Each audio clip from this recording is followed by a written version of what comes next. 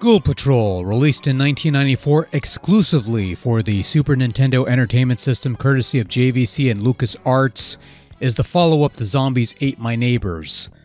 Though apparently it didn't start off that way.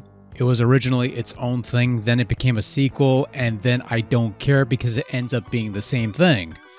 You control one of two kids, or both, via two-player co-op, and your main goal, once again, is to outlast the hordes of the undead and rescue all the survivors/victims before being allowed to move on to the next level. And look, I'm going to be blunt. If you enjoyed Zombies Ate My Neighbors, stick with that game, please. Play it again and again and again, because that has staying power. That's a fun game. That's a wonderful game. Ghoul Patrol is a much lesser version of Zombies. Significantly lesser. Subterrestrially lesser. Well, let me put it another way. If Zombies Ate My Neighbors is the angry video game nerd, then Ghoul Patrol is Kenny the NC-17 guy.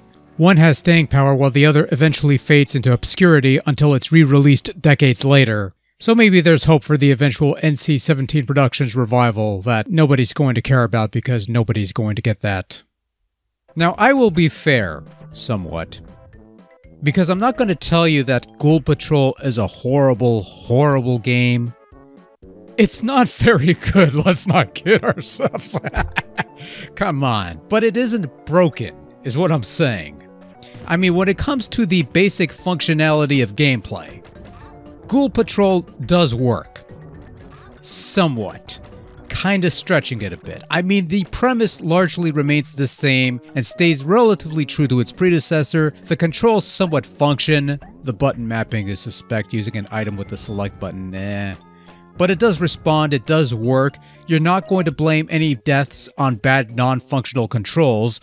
There are other factors at fault, but when it comes to the basic fundamentals of gameplay, Ghoul Patrol is functional. Unfortunately, you take that basic functional gameplay and you add a bunch of bells and whistles that is supposed to be an improvement over the previous title, and it actually does more to inhibit the experience than enhance it.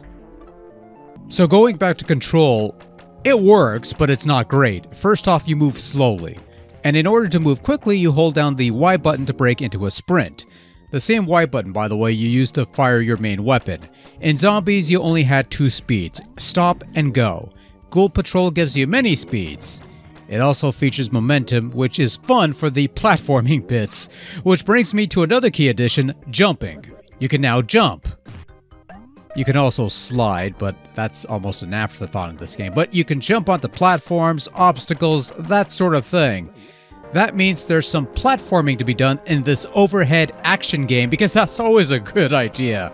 And of course that means pits abound. Fall into a hole, you lose a life, lose all your lives, it's game over, no continues. Only a password earned every few levels. Much like the previous game, which I didn't like there either, but that's the way some of these games worked, unfortunately. And fuck me, these levels. These levels are a goddamn sloth. Very mazy, very bland. You travel to different dimensions like pirate ships and medieval times, but it's all the same shit otherwise. There's more emphasis on collecting keys and opening doors to go through the level, and more often than not, there's nothing behind those locked doors, so you've pretty much wasted a key. Now, to be fair, Zombies also had this problem with some of its levels, but not always.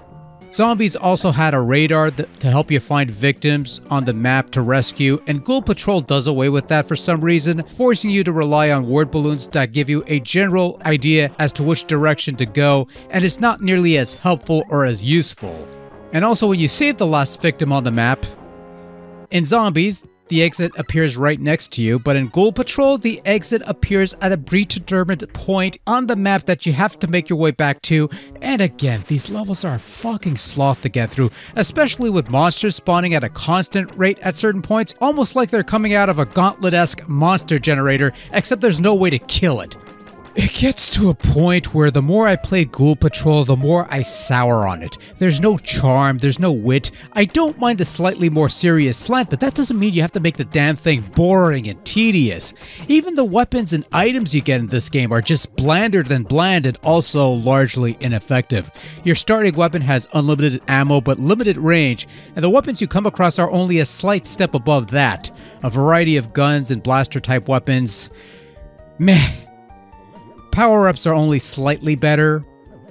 You have a potion that will transform you into the Grim Reaper, which is similar in function to Zombies' Uber Beast. You could kill monsters quickly, and you're invulnerable for a short bit. The Reaper seems to be the only way to blast through secret walls, but he can't jump or navigate high platforms. Which is fucking ridiculous, because the Grim Reaper is clearly floating. I mean, look at him! Look at him! Death should be flying around and carpet sickle bombing this entire map to hell! There shouldn't be a living fucking thing standing! So that fucking blows. It's worth noting that Ghoul Patrol is a much shorter game than Zombies Ate My Neighbors, with somewhere along the line of 20-ish levels, including boss battles, which, credit where it's due, I actually don't mind. They're in a nice enclosed space, all the victims appear when you eventually beat the boss, they still move around way too spastically and take way too many hits to die, but it's a step up at least. Which is probably one of the very few times I could actually say that about Ghoul Patrol, believe it or not. Ghoul Patrol adopts a more darker, less colorful appearance compared to its predecessor, and look, the characters themselves still have some cutesy animations here and there, which suggests they didn't want to entirely do away with Zombies' cheekiness, but it just feels like a clash of styles. Overall, graphically though, it's still a rather fine-looking game. I generally like the look of these maps, even if they are a bit on the dull side of things, and some of the creature designs, while somewhat creative at times, lacks a bit of the whimsical charm that Zombies' Menagerie possessed. Sound is also kind of a mixed bag. There's some hints of recycled sound effects, which is to be expected, and they sound fine, and there's some new sounds I guess, but the musical bits are less inspired, somewhat forgettable pieces. Not audibly offensive, and kind of fitting I guess, I don't know, but nothing really noteworthy. Just a giant ball of audible meh. Overall, Ghoul Patrol is the charmless, witless, lesser version of Zombies Ate My Neighbors. It's a shining example of a sequel that tinkers with a winning formula that didn't need much tinkering in the first place and ends up being worse for it. It's safe to say that I didn't really care for this one, but Ghoul Patrol is at least functional enough on a base level that maybe you might enjoy this one more than I did, and for that reason alone, Ghoul Patrol narrowly avoids the poop ribbon. But given the choice, Zombies gets the nod as the far superior title.